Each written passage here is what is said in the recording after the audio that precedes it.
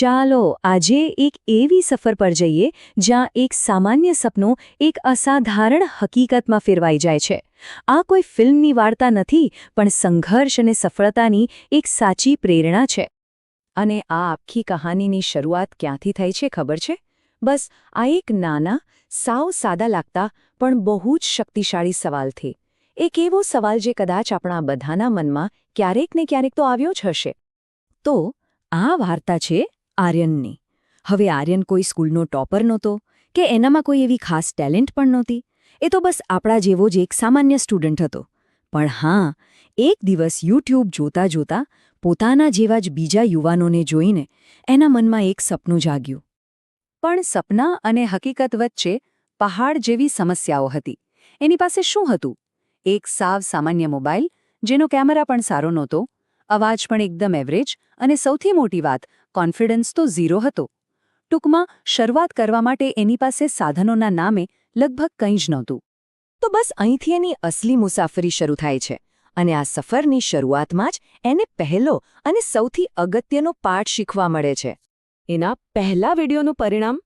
માનશો નહીં, ફક્ત 12 વ્યૂઝ. અને એમાંય મજાની વાત એ છે કે 5 વાર તો એણે પોતે જ વિડીયો જોયો હતો.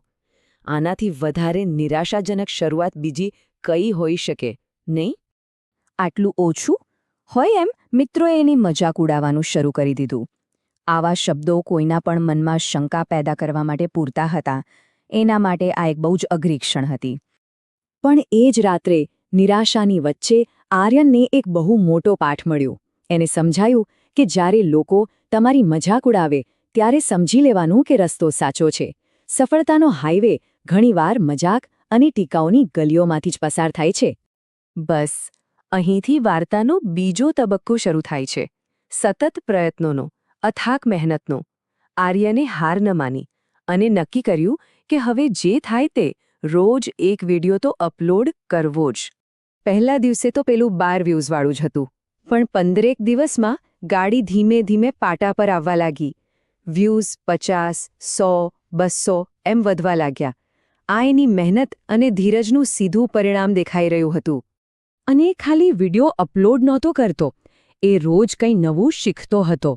વિડીયો એડિટિંગ શીખ્યો, સારા થંબનેલ્સ કેવી રીતે બનાવવા એ શીખ્યો, ટાઇટલને વધુ સારું બનાવતા શીખ્યો. અને સૌથી અગત્યની વાત, એક પણ દિવસ પાડ્યા વગર એણે કામ ચાલુ રાખ્યું.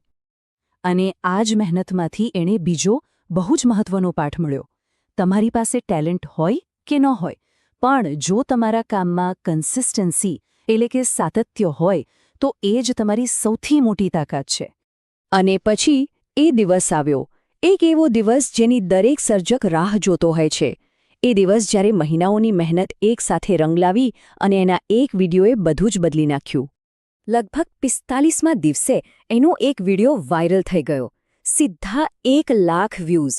વિચારો તો ખરા કે આ પેલા 12 વ્યૂઝ અને ક્યાં 1 લાખ. આ એની મહેનતનો જાદુ હતો. અને ખાલી વ્યૂઝ નહીં, સબસ્ક્રાઇબર્સ જુઓ. રાતોરાત 100 સબસ્ક્રાઇબર્સથી સીધા 5000. એની ચેનલની આખી ગેમ જ પલટાઈ ગઈ હતી. એ દિવસે આર્યનની આંખોમાં આંસુ હતા. પણ આ આંસુ હારના કે દુઃખના નહોતા. આ તો સફળતાના હતા. પોતાની મહેનતને ફળતી જોઈને જે ખુશી થાય ને, બસ એના આંસુ હતા. સારું, આ તો થઈ 45 દિવસની વાત. પણ ચાલો હવે થોડો સમય આગળ જઈએ. સીધા 1 વર્ષ પછી. અને જોઈએ કે એની મહેનત અને ધીરજનું લાંબા ગાળે શું પરિણામ આવ્યું. એક જ વર્ષમાં આર્યનની ચેનલે 1 લાખ સબસ્ક્રાઇબર્સનો મોટો આંકડો પાર કરી લીધો. જે છોકરાને કોઈ ઓળખતું નહોતું, આજે એ એક સફળ સર્જક બની ચૂક્યો હતો. આ સફળતાએ એને ખાલી નંબર જ નહોતા આપ્યા. એની સાથે ઘણું બધું આવ્યું.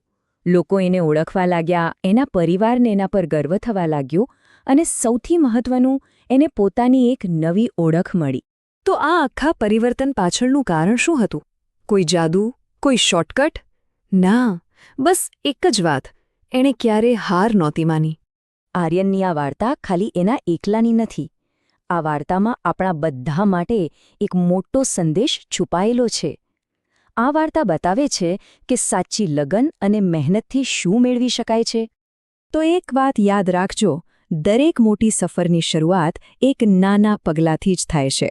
જો હિંમત કરીને આજે શરૂઆત કરી દેવામાં આવે તો એક દિવસ એવો જરૂર આવશે જ્યારે સફળતા અને આખી દુનિયા બંને તમને શોધ